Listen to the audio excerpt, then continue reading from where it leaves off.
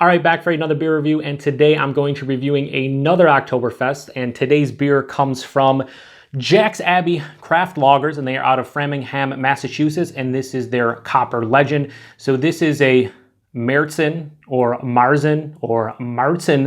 Oktoberfest, however you want to pronounce it. Comes in at 5.7% alcohol by volume and 22 IBUs, and at the time of review, this can is right around 2 months old. So Jack's Abbey. First time I'm reviewing anything from them on the channel, and they hold a special place in my heart because they're just one of my favorite breweries in general. They do nothing but lagers, clearly, as their name states. They have a sister brewery they opened up in 2018 called Springdale Beer by Jack's Abbey, where they can focus on ales and like experimental beers, like a sour program they got going on, barrel age program. They're doing a lot of New England style IPAs. You know, they wanted to kind of get into, I guess, the hype game, but they couldn't do that as, you know, a brewery that just produced nothing but lagers. But their lagers are awesome. I mean, they were kind of at the forefront of the whole IPL craze a couple years ago. Hoponius Union, Kiwi Rising, Mass Rising.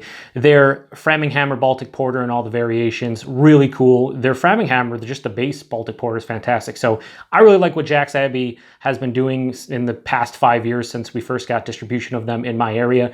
I think they're one of the more innovative and creative breweries, especially considering that they do nothing but lagers. So yeah, anyway, I wanted to see, you know, what their Oktoberfest has the offer. Now it says on the can here, it says Fest beer, but this is a Märzen, not a Fest beer. If you guys checked out my Paulaner review, you will know the difference between the two styles, but this is a Märzen. So anyway, let's crack it open, pour it, review it, see what we got going on.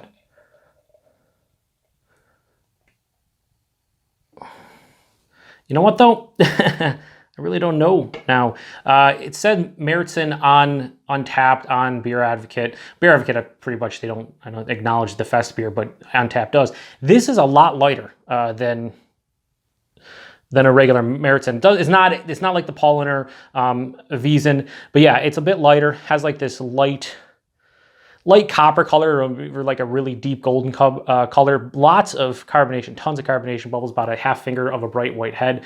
Now in here it says unfiltered and unpasteurized. Yeah, on it. Well, I mean, you know, this should be filtered, I think, right? It pretty much is. There's a very slight touch of maybe chill haze, could be regular haze, whatever, doesn't matter. It looks like a lighter Märzen, let's just say that. Let's get a nose.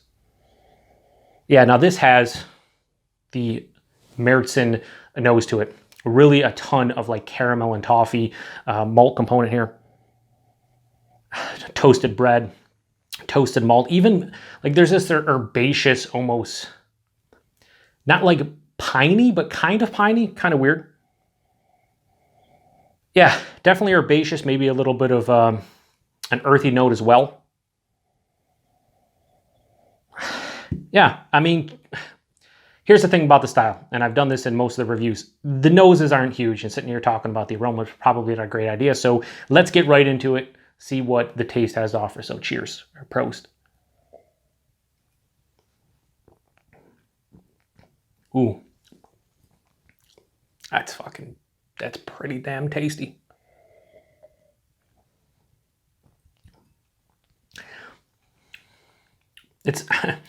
Listen, I'm a beer tuber. I'm supposed to try to explain what I'm tasting, but this one's kind of hard to explain in comparison to the rest that I've reviewed to this point. This has just like a robust malt character to it. Very balanced. Just the malt itself is very balanced. There's caramel, there's toffee, there's more of like a brown bread, but not really toasted, just like a brown bread. There's some toasted malts, but it has this like rich and deep complexity to it. There is definitely, I just got, I don't know, a bit of like red apple too. Like a red apple core. First off, the body on this one's like lower side of medium body, straight up medium body, a little bit lighter than some I've been drinking. Is really clean, crisp, refreshing. You know, has a lot of carbonation, as you saw. Really, really refreshing. Kind of just, you know, quenches your thirst. But this one's also, like I said, very balanced in that there's this like slightly fruity, like that red apple core, a little bit of earthiness, a little bit of herbaceousness that hits you like 3/4 of the way through the palate, that kind of bounces off all of that malt character that's, you know, pretty sweet. Finishes Finish is semi-dry, and there really is no like lingering bitterness or anything. Like I said, it's relatively clean beer. After having polleners, this is kind of in that realm, but I think I prefer this one personally more than polleners.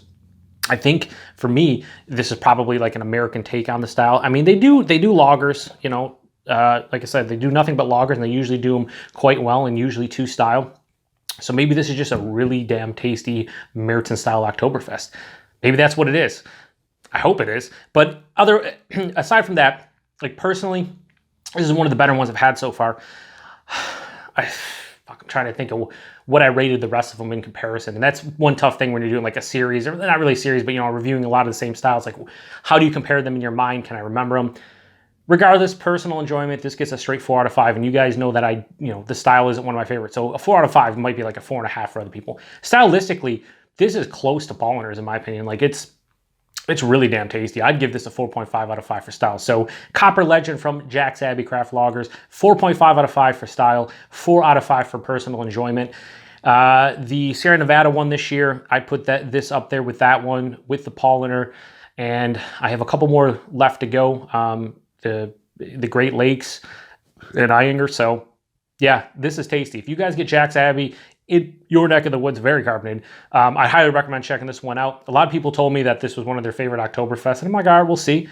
This might be one of mine now. So appreciate you guys stopping by for another review. Until the next one, cheers. Prost.